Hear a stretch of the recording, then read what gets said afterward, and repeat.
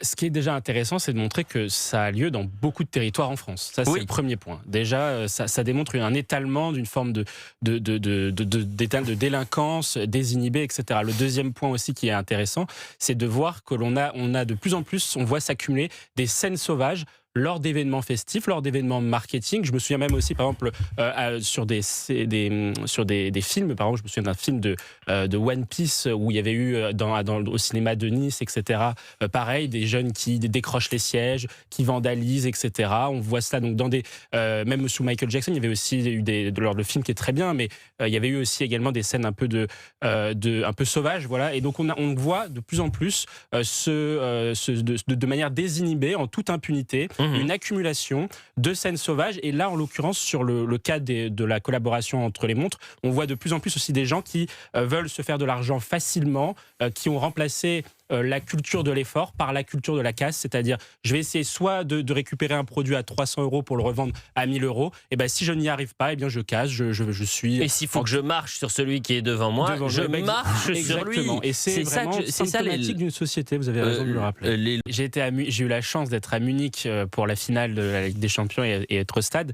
Et en Allemagne, les conditions avaient été réunies pour que les supporters du Paris Saint-Germain puissent fêter la victoire triomphante du club. On a pu la fêter dans des conditions ça s'est bien passé, il n'y a pas eu de débordement, etc. en Allemagne, parce que c'était bien géré. Et désolé Eric, mais les jeunes ne respectent pas les policiers, ils ne respectent pas les professeurs, ils ne respectent même pas les médecins, ils ne respectent pas les juges, ils ne respectent même pas leurs propres parents. Comment peuvent-ils respecter la parole du directeur du Paris Saint-Germain? Donc même s'ils s'expriment, et ils s'exprimeront pour condamner les violences qui arriveront, ça ne résoudra pas le problème. J'attends pas que Nasser El-Khelaifi il fasse le travail de l'État. Moi, c'est ce que je vous disais. Alors, c'est peut-être un peu fou, passionné, naïf, que sais-je, populiste, vous appelez ça comme vous voulez. D'autres diraient, c'est du bon sens populaire.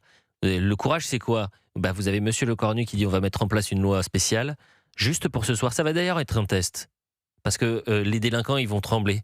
Pour la première fois, ils vont trembler. Vous touchez à un policier, la loi spéciale, c'est la peine planchée. Mais vous savez, vous touchez à un magasin, vous allez... La phrase de Gabriel Attal, tu casses, tu payes. On va la mettre en application. C'est quelque chose qu'on voit de manière assez récurrente. Ça me fait penser un peu au film Bac Nord. C'est que lorsque vous avez un film qui, pour le coup, décrit le réel, le film de Samuel Paty, décrit le réel, alors quand le réel dérange, alors effectivement, on s'en prend à ceux qui ont fait le film. On dit que le film est islamophobe, on dit que le film est effectivement, on le juge sur des principes, sur des valeurs, et non pas sur le fond, parce que le réel les dérange. Et puis ensuite, un deuxième sujet que je voudrais dire, et je voulais aussi un peu alerter les auditeurs d'Europe 1 sur ce sujet, c'est les réponses du streamer du coup Grimm, pour moi, révèlent une forme d'état d'esprit d'une partie de la jeunesse musulmane de France. Je m'explique, il y a un sondage qui avait été fait par l'IFOP pour Le Figaro qui disait que 78% des jeunes Français de confession musulmane jugent la laïcité comme étant discriminatoire. En fait, on a